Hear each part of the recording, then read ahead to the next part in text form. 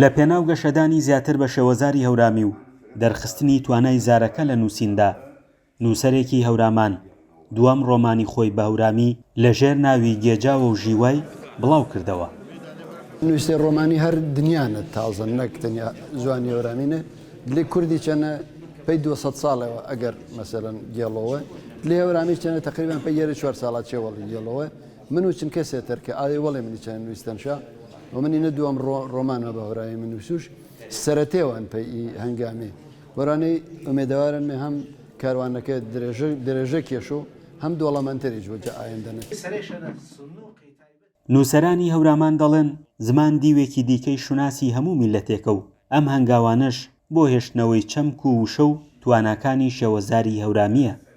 ئەو هەنگاوانەی کە دەنرێن شاعر بە هەورامی، ڕۆمان بە هەورامی، چیرۆک بە هەورامی، ئەم هەنگاوانە هەنگاوی جددی و جوانن، پێم وایە هەنگاوێکن بۆ پاراستنی شێوەزاری هەورامی.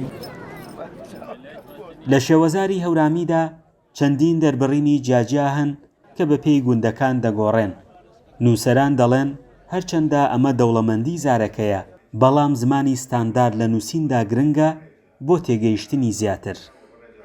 بڕیاریش نییە بوەستین تا زمان دروست بێت. زمان دروست نابێ، زمان تۆ ئەبێ دروستی بکەیت دایبێنی بناغی بۆ دابنێ زمانی ستاندارد، زمانێکە هەر هەموو هەورامان بتوانێت پێی بخوێنێتەوە، پێی بدوێەوە لێ تێبگا کە بەداخەوە تا ئێستا نیمانەوە هەوڵی زۆر دراوە، دانیشتنی زۆر کراوە کە بە یاوەری هەر هەموو بنزارەکان زمانێکی گشتگیر، زمانێکی ستاندارد دروست بکرێت کە داخەکەم تا ئێستا دروست نەکراوە.